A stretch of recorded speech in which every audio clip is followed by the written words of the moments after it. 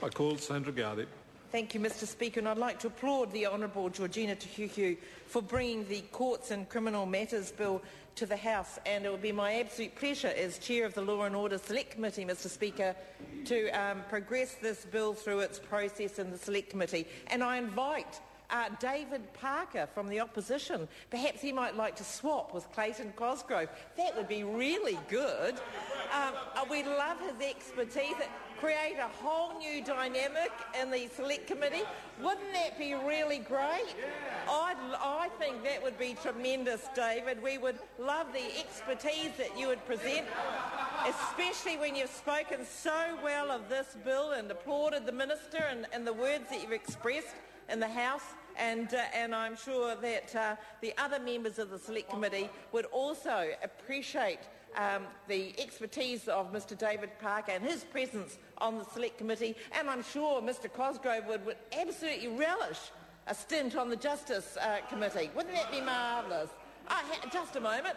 I hear the Justice Committee Select Committee members actually objecting to that. So I can't understand why that would be. But the Courts and Criminal Matters Bill, well, as has previously been said, this is an omnibus bill, and it's amending a number of statutes to enhance the court's powers and processes for the collection of fines and other monetary penalties and civil debt.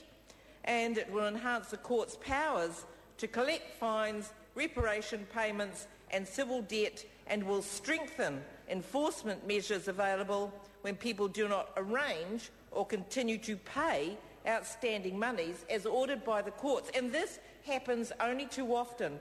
You know, when people do not arrange or continue to pay outstanding monies, and they can do that. And that was a matter that I pointed out to the previous speaker, that if they have a job, why would you want to seize their vehicle? Because if they have a job, they should be able to pay the fine or arrange to pay outstanding monies. And you can do that. You can do that over a period of time so that you're not putting yourself or your family in a difficult position.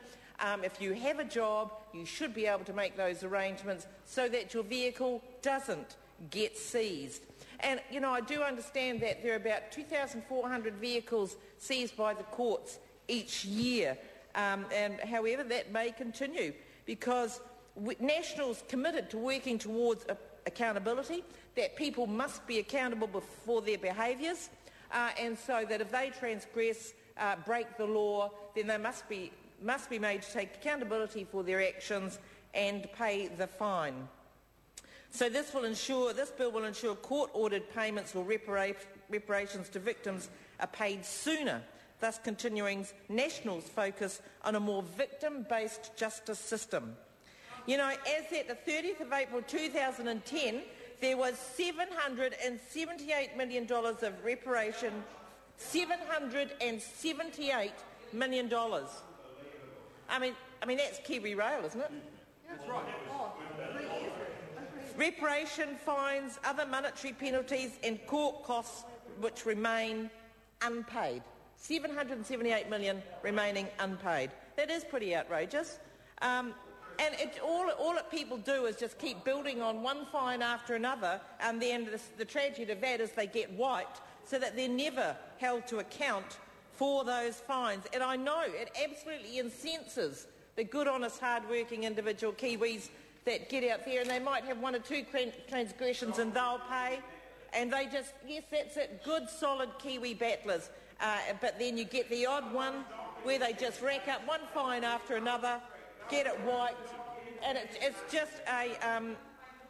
it's just a blight of justice. And despite increases in the amounts recovered by the collection unit of the Ministry of Justice acting for the courts, the total debt continues to grow. You know, these fines and monetary penalties, that just continues to grow. So this is where this bill is such an important piece of legislation.